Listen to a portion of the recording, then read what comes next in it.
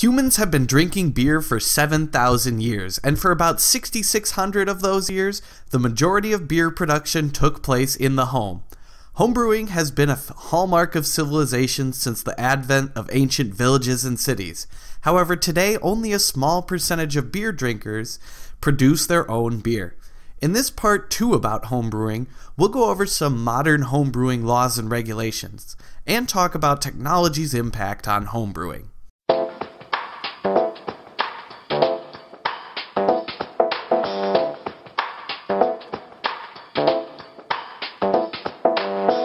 Hello beer nerds, this is Beer by the Numbers. In our last video we covered a brief history of homebrewing and saw its gradual rise to dominance and its fall at the hands of industrial brewers and their hordes of lobbyists.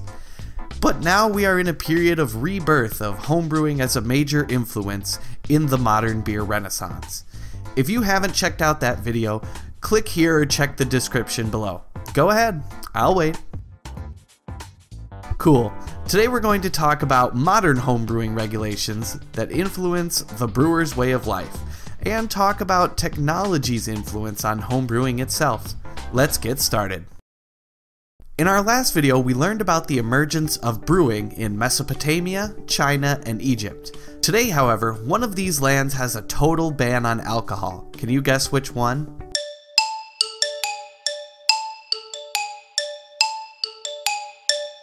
That's right, it's the modern nation of Iraq that encompasses most of Mesopotamia. Iraq recently passed a new prohibition on alcohol in October 2016. The Islamic faith bans alcohol in most instances, and the majority Muslim nation is again experimenting with an alcohol ban. So unfortunately, in one of the birthplaces of brewing, you can no longer brew. Fortunately, in most other nations in the world, homebrewing is perfectly legal, so let's kick off our whirlwind tour of homebrewing with Australia and New Zealand. Australia and New Zealand have never had laws against homebrewing, and interestingly enough, a law change in 1996 makes New Zealand the only Western nation where it's legal to distill your own liquor for personal use without license or registration. Liquor production is normally restricted to only government-permitted distillers, so New Zealand actually has the loosest alcohol production laws around. Moving north to another birthplace of brewing, China. China has allowed homebrewing for personal use since 1996. Prior to that, the government was cracking down on an epidemic of low-quality and unlicensed rice wine producers.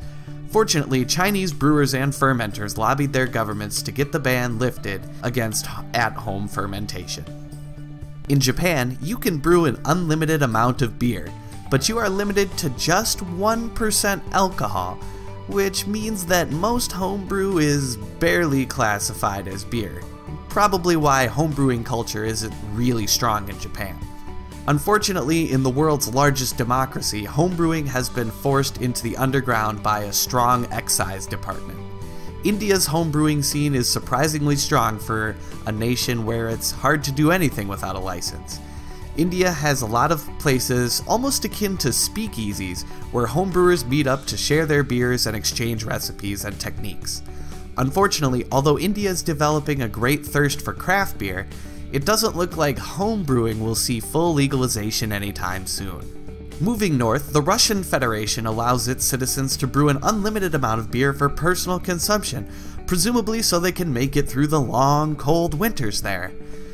And now we head over into Europe, where brewing has a long and storied tradition.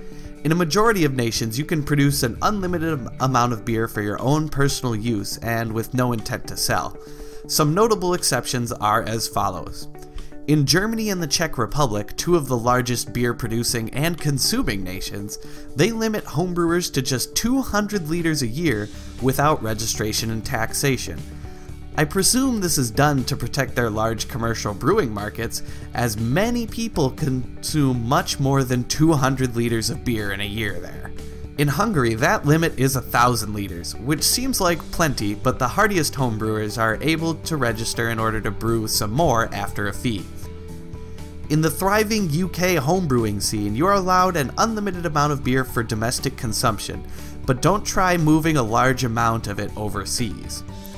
And if you take a quick trip into the Atlantic, Iceland allows unlimited beer production, but only 2.25% alcohol by volume. One wonders how they came up with that limit anyway. Cruising right along into North America, both Canada and the United States allow their provinces and states to set homebrewing laws and limits individually, but homebrewing is legal in some capacity in every state and province across the continent. In Latin America, homebrewing is not a common way to get beer, but that also means there's not a lot of restrictions. So brew on in that lovely Latin sun. Now, as homebrewing moves further into the 21st century, technology is playing an ever-increasing role in the small brewer's life. The most obvious influence is the ability to disseminate information about homebrewing online. There are tons of great homebrewing websites, forums, and a ton of great YouTube channels that beginning brewers like me can't get enough of. The internet is making sharing recipes and brewing techniques easier than it's ever been, and that means the joys of brewing your own beer are making it into more and more homes around the world. It allows homebrewers to lean on the knowledge of millions rather than their local brewing clubs. And if you couple that with online-based reviews and even homebrew competitions that are based online via the mail, homebrewers have a virtually unlimited font of knowledge to help them perfect their craft. And brewing technology is also advancing too. Some homebrewers are becoming equipped with technology that can give small commercial breweries a run for their money. Indeed, things like accurate temperature controls, thermometers, hydrometers, and better measurements are all becoming cheaper and more common, allowing homebrewers to produce higher quality beers for less investment. That's not to say homebrewing is an inexpensive pastime, but the quality of the beer is increasing with better brewing technology.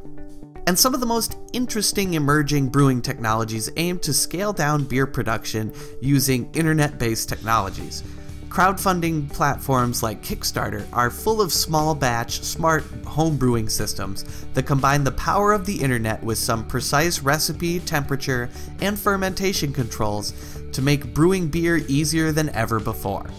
Of course, the jury is still out within the home brewing community as to the quality of these small, smart systems, but it's looking like the technology will continue to scale down the equipment and try to make homebrewing easier in the future. The future of homebrewing is really exciting as more and more of the world has access to better homebrewing technologies. And as a YouTuber who talks about beer, I'm very excited to see how technology shapes one of the new passions in my life. If you enjoyed this video, help a small YouTuber out and hit that like button below. And if you want to be alerted each time we tap a fresh episode of Beer by the Numbers, hit that subscribe button. Stay curious, beer nerds, and as Charlie Papazane once said, relax, don't worry, have a homebrew.